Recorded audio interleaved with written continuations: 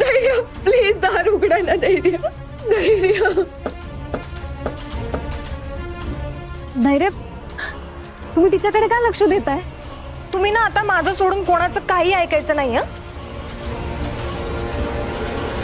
गेलीये ती आता. घालवलंय आपण तिला. अहो तुम्ही हाकललाय ना तिला. आता ना, आता या घरात तीच काय, तिचं नाव सुद्धा नकोय. तिची एकही आठवण सुद्धा नकोय.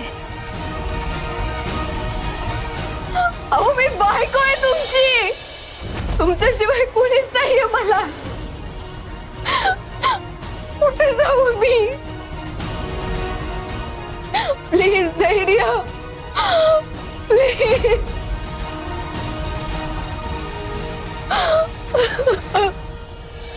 धैर्य, दार उघडा.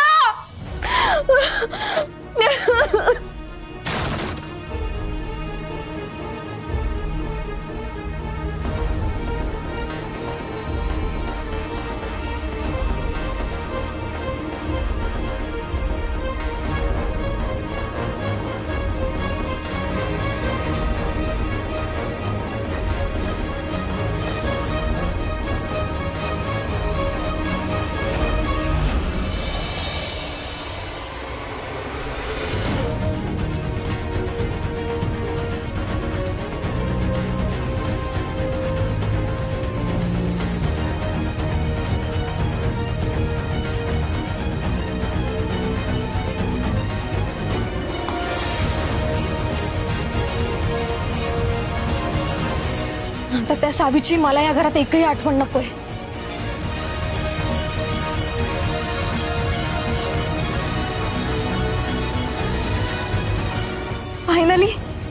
फायनली आज माझं स्वप्न पूर्ण होईल. आता ही खोली लवकरच माझी आणि माझ्या धैर्यांची असेल.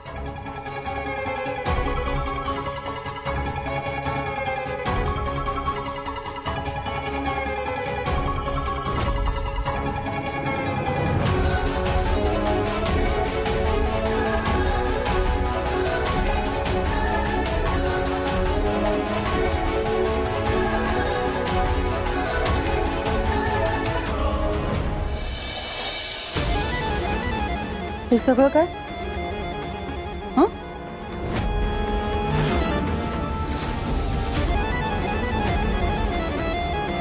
कुठं निघालीस?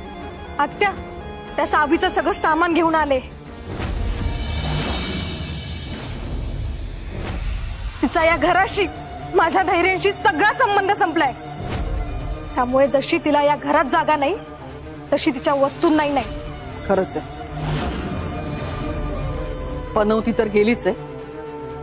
मग तिच्या आठवणी आणि वस्तू तरी ठेवून काय उपयोग?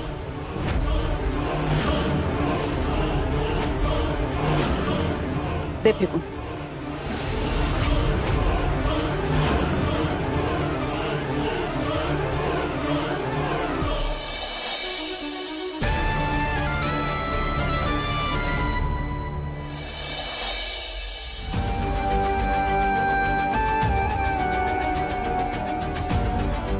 खरंच माझी चूक झाली. ज्या माणसावर जीवापाड प्रेम केलं त्याला ओळखायला चुकले मी. धैर्य माझी साथ कधीच सोडणार नाही हा माझा समज खोटा ठरला. माझे धैर्य असे कसे असतील? ते माझ्यासाठी कधीच दार उघडणार नाही.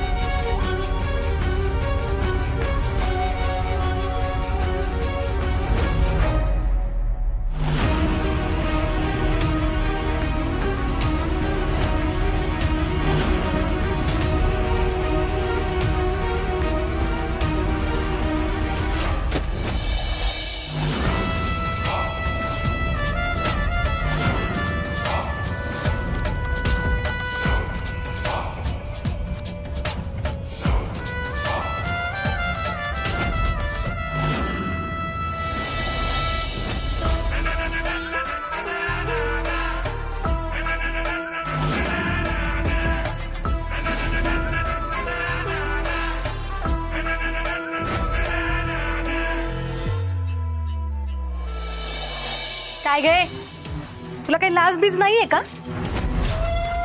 कशाला थांबलीयस इथे?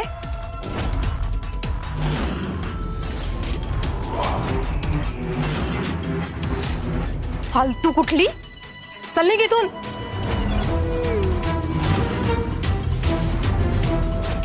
निघ.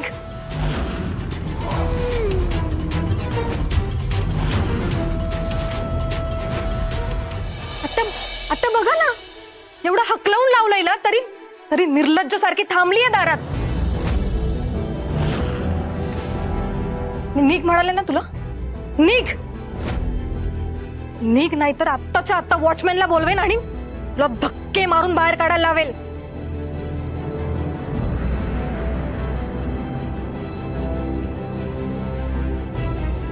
निघ.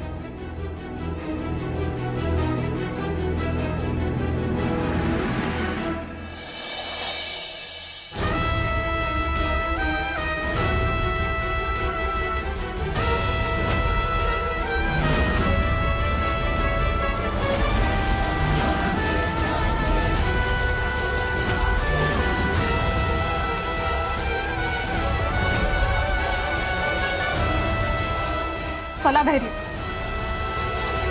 तुमच्यासारख्या प्रतिष्ठित माणसावर हिच्यासारख्या स्वाभिमान नसलेल्या, मुळात लायकीच नसलेल्या फालतू मुलीसमोर थांबणं सुद्धा गरजेचं नाहीये.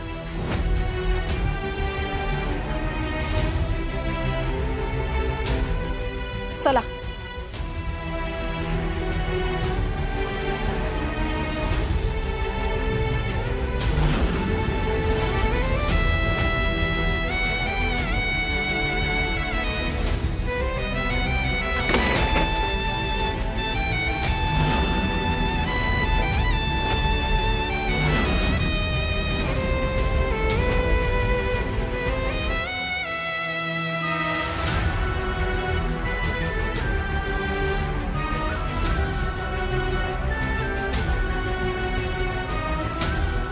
धैर्य, खरंच तुम्ही माझ्याशी असं वागलं? मी तुमच्यावर प्रेम केलं आणि तुम्ही माझा विश्वासघात केला.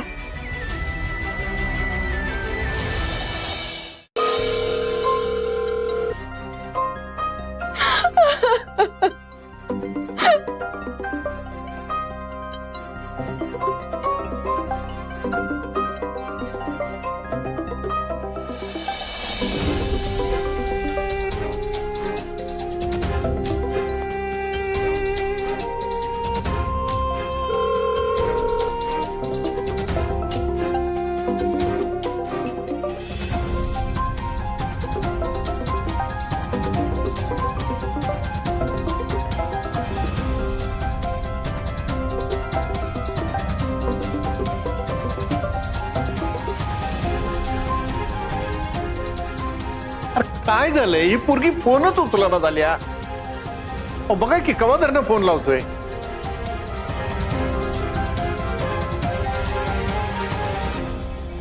धैर्याने सांगितलं होतं काही झालं तरी आधी येणार म्हणून, तरी पण ह्या पोरीचा काही पत्ता नाही.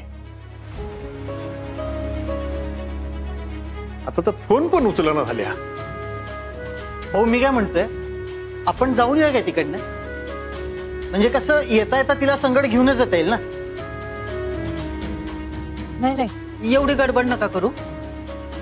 काय तिचं सासर आहे ना, काहीतरी काम लागलं असेल तिला. आणि आज धैर्यांसाठी केवढा आनंदाचा दिवस आहे. त्यांच्याबरोबर थांबली असेल जरा. मी काय म्हणते, आजच्या दिवस वाट बघूया की. बरोबर आहे तुझं, आज वाट बघूया. आणि हो, तसंही काही घडलं असतं तर तिने फोन करून सांगितलं असतं की आपल्याला. हा, आता कशाला ते फोन करतील आणि उचलतील? नाही, त्यांना पाहिजे होत्या त्या जमिनी त्यांना मिळाल्यात ना. आता त्या इकडे बघायच्या पण नाहीत. नाही, ते म्हणतात ना, गरज सरो आणि वैद्य मरो, कशी गत झाल्या. दीपे, तुझं कसं आहे माहित आहे का तुला? काय ना, काही लोकांना कोणती गोष्ट चांगली दिसतच नाही. त्यांना कोणत्या गोष्टीत चांगलेपणा वाटतच नाही.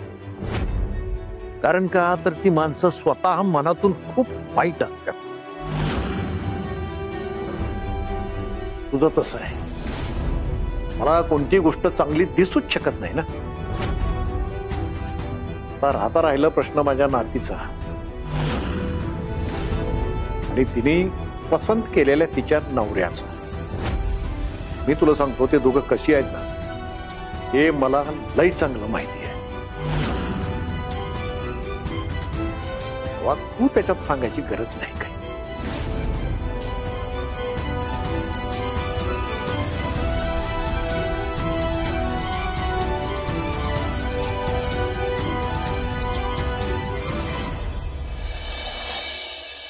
धैर्य, ती पोरगी या घरात आल्यापासून ना हे घर मेल्यासारखं झालं होतं बघ.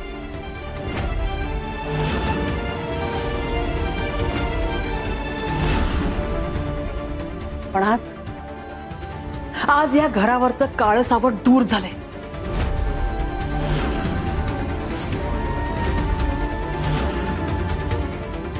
त्यामुळे सगळ्यांनी आनंद साजरा करायचा आहे. आनंदाचा दिवस आहे आज.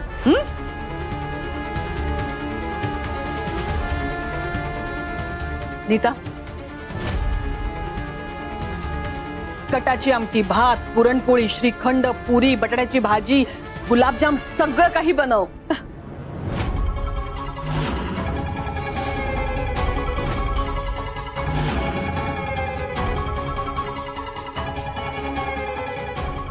आता तुला काय झालं?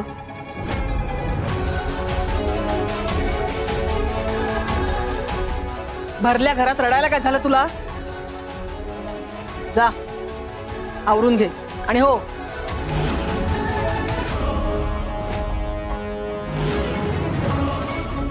जेवणाच्या आधी ही सगळी साफसफाई कर. जा.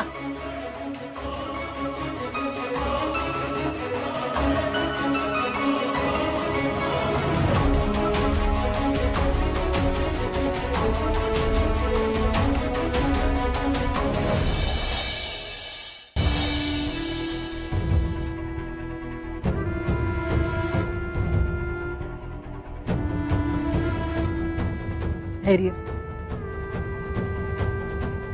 खास तुझ्यासाठी सगळा बेत केलाय हातचा.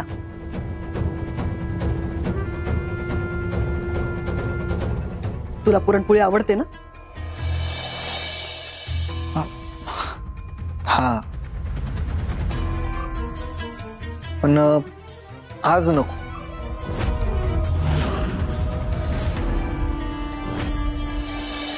सावीला घराच्या बाहेर हाकललं असलं तरी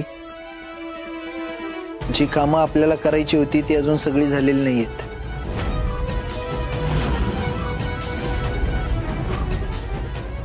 बरीच कामं बाकी आहेत अजून.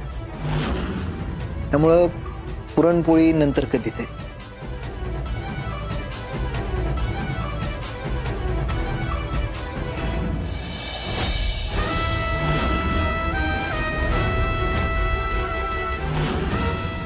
याला झालंय तरी काय? अजून काही प्रश्न आहेत की काय ह्याच्या मनात? हे नक्की खुश आहेत की नाही? सावी गेल्याचा यांना खरंच आनंद झालाय ना?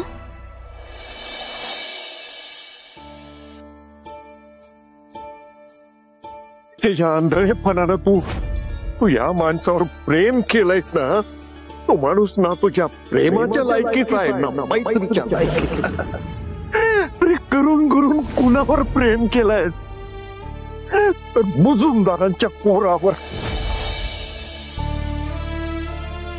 सावे, तू चुकणार आहेस. सगळे मुजुमदार कसे आहेत ना मला चांगलं ठाऊक आहे. असं तुम्हाला वाटतंय भाऊ?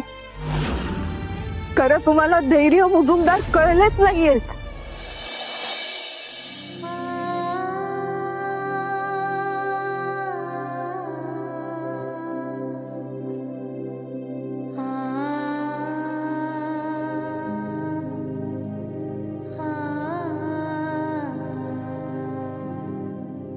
भाऊंनी कायम सांगून सुद्धा कळलं नाही मला. चकाकणारं सगळं सोनं नसतंय. का भाऊंचं कळलं नाही मला? या माणसाला का ओळखता नाही आलं मला? का म्हणून मी यांच्या नाटकात अडकले? याचा हा प्लॅन कसा कळला नाही मला? इतका नीच माणूस कसा कळला नाही मला?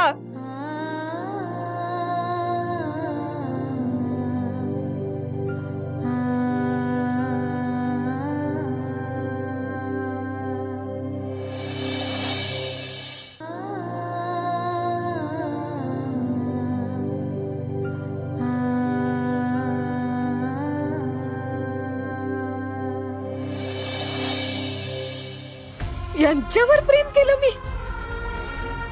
याच्यावर फसले. आजपर्यंत नुसती फसवणूक झालीये माझी. मला साधी शंका सुद्धा आली नाही. लय विश्वास ठेवलास तू सावे, लय विश्वास ठेवला.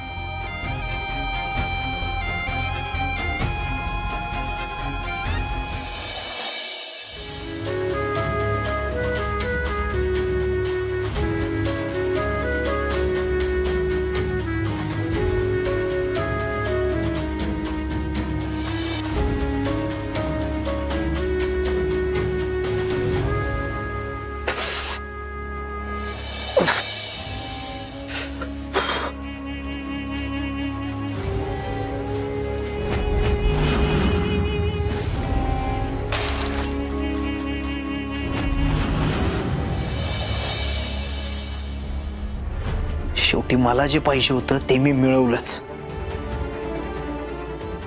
त्या भाऊच्या सगळ्या जमिनी आता माझ्या आहेत.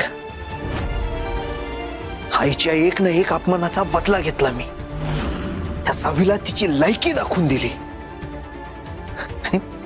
हेच सगळं तर पाहिजे होतं मला. सगळं तसं केलं मी, पण माझ्या एवढ्या मोठ्या सक्सेसचा मला तेवढा आनंद का होत नाहीये?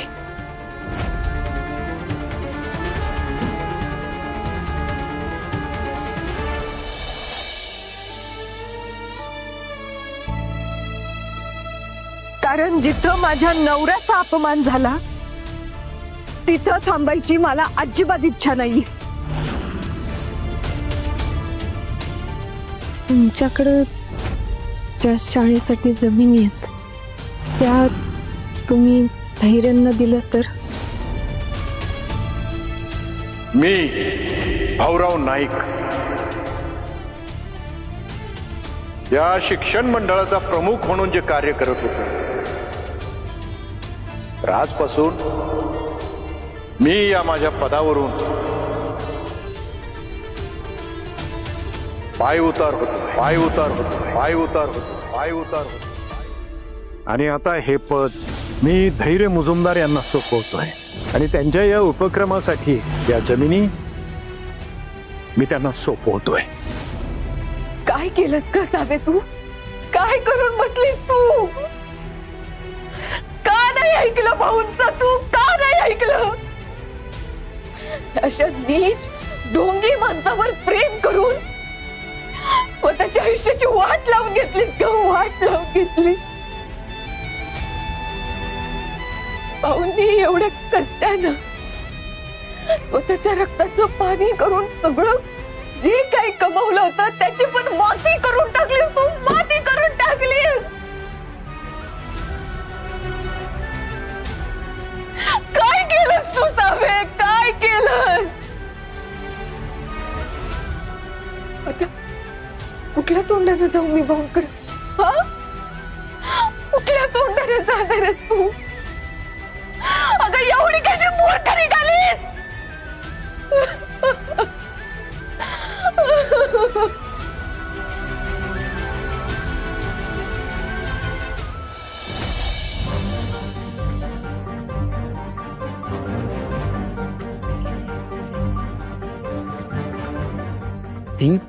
ती सावीच मूर्ख आहे. मी तिच्याशी जे काही वागलोय ना ते तिनं स्वतःवर ओढून घेतलंय. आधी जर नीट वागली असती माझ्याशी तर कदाचित हे सगळं घडलंच नसतं. माझ्यासाठी माझ्या आईची स्वप्न, तिच्या अपमानाचा बदला हे सगळ्यात जास्त महत्वाचं आहे. होतं आहे आणि कायम असेल. आणि म्हणूनच तर हे सगळं केलंय मी. एक मुलगा म्हणून माझं कर्तव्य आहे ते, आणि मी तेच केलंय. पण ह्या सगळ्याचं वाईट वाटून घेण्यात काही अर्थ नाहीये. काय अर्थ आहे आता या सगळ्याचा वाटून? वेळ निघून गेली असावी. कसं सांगणार आहे आता तू भाऊंना? कशी जाऊ मी त्यांच्याकडे? काय होऊन बसलंय हे सगळं? कुठे जाऊ मी आता?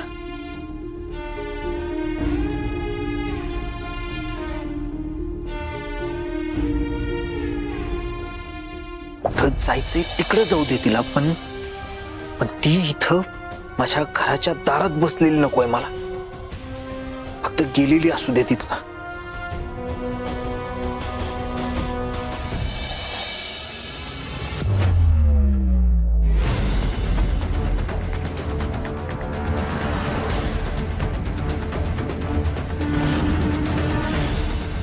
सावी नाईक, खरं तर ना तुला असं बसलेलं बघून लय आनंद होतोय मला. हीच लायकी आहे तुझी. तुला माझ्या आयुष्यात, या घरात नखा एवढी सुद्धा जागा नाहीये. तुझी खरी जागा हीच आहे.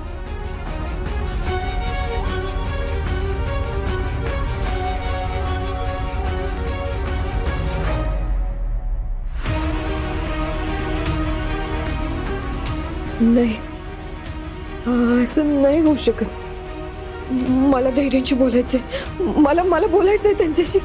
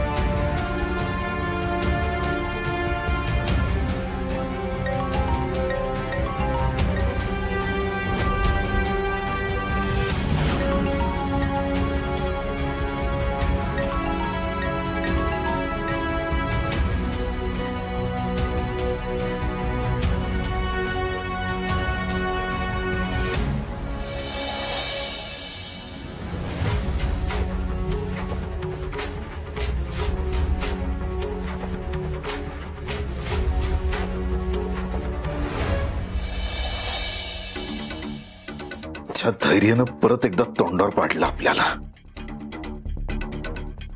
किती जरी नीट केलं का नाही आपण, तरी शेवटी जे नको व्हायला होतं ना तेच झालं.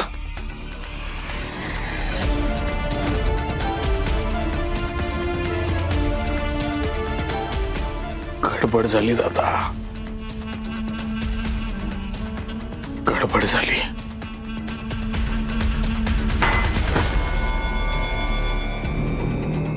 एक वेळ ती सावी आपल्या डोक्यावर बसून राहिली असती ना तर चाललं असतं. पण हा धैर्य नको होता. आता याचा माज अजून वाढणार. आईचा लाडका पोरगा अजून लाडका होणार.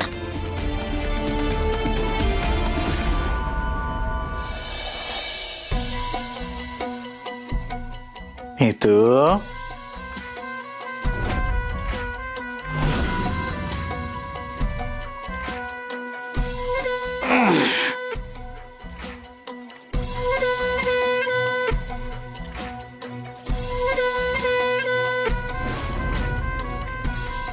एवढा वेळ का लागला?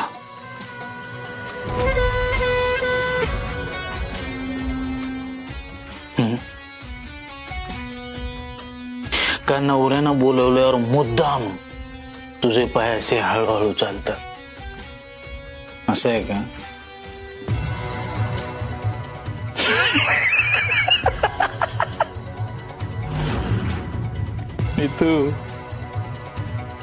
तुला वाचवणारी तुझी लाडकी सावी गेली आता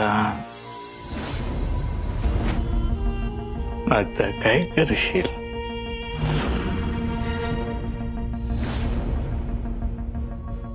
तुझ्याच लाडक्या भाऊजीनं हाताला धरून तिला घराबाहेर काढलं,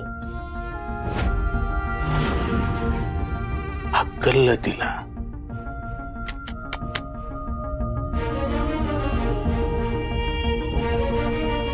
मग आता मेलीस ना तरी तुला वाचवायला कोणीच येणार नाही,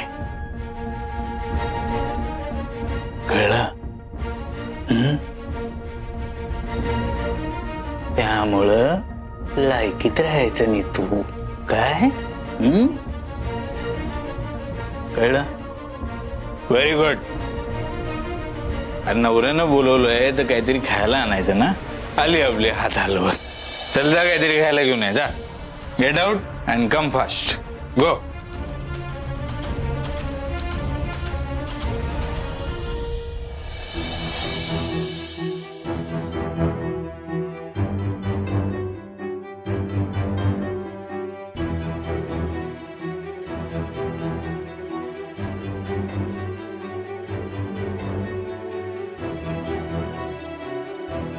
धैर्य भाऊजी सावीला घरात घ्यायला चाललेत की काय?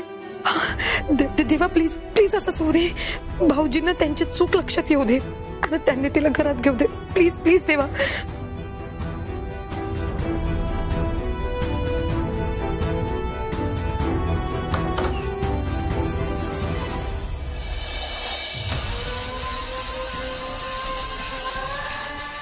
धैर्य. हे सावी, स्वतःला लई शान समजतीस का तू? हा, अजून सुद्धा इथं थांबलीस. काय सिद्ध करायचंय तुला? की तुझ्यात लई सहनशक्ती आहे म्हणून? की इरा सांगते, इरा म्हणतीये तशी तशी निर्लज्ज आहेस तू. आणि सांगितलं ना तुला एकदा, या घरात तुझी काहीच गरज नाहीये ना. या घरात कुणाच्या मनात तुझ्याबद्दल सॉफ्ट कॉर्नर आहे. हे बघ, ज्या कामासाठी तुला इथं आणलं होतं ना ते काम झालंय. त्यामुळं तुझी गरज नाही आता. त्या सगळ्या जमिनी आता माझ्या आहेत, या धैर्याच्या. त्यामुळं तू बिनाकामाची आहेस माझ्यासाठी. आता तुझ्यात जरा जरी स्वाभिमान उरला असेल ना तर निघित ना. तुला जिकडे जायचंय ना तिकडे जा तुझं हे तोंड घेऊन, पण इथं थांबायचं नाही.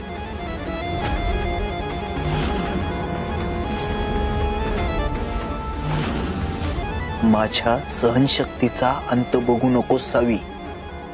निघ.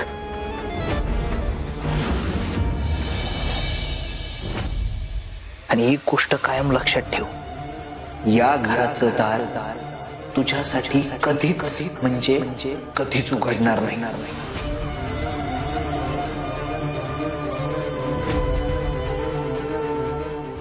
निघित ना. धैर्य ऐकून तरी. धैर्य प्लीज असं कर.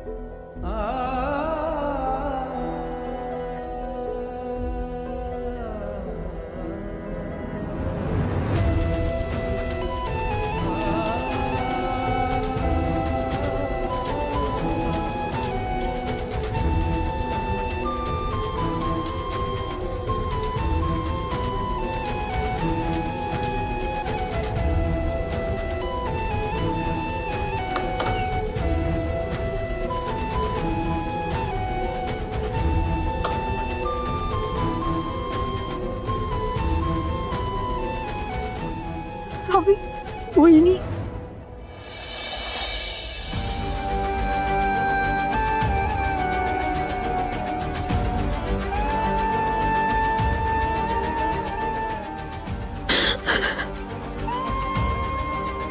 खरं सावी तू का थांबलीस अजून इथं?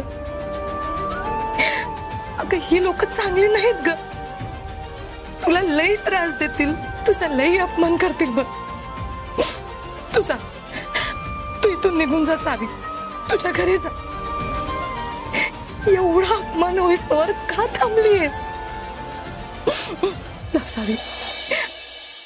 अगं निदान तुला तुझ्या घरी जायला माहेर तरी. कशी जाऊ वहिनी मी? घरी जाऊन मी काय सांगू? कसं सांगू मी त्यांना की माझ्याच नवऱ्यानं मला फसवलं, टाकलंय त्यानं मला. सावी सावी हे मला माहित नाही ग, पण तू एक हुशार मुलगी आहेस, आमच्यापेक्षा लय स्ट्रॉंग आहेस, धीट आहेस. वाटलं होतं तू या घरात आलीस की या घराला इथल्या माणसांना पूर्णपणे बदलून टाकशील. नाही ग, ही इथली माणसं ना गेंड्याच्या कातडीची निघाली, नीच पातळीची माणसं आहेत ग, ती नाही बदलणार.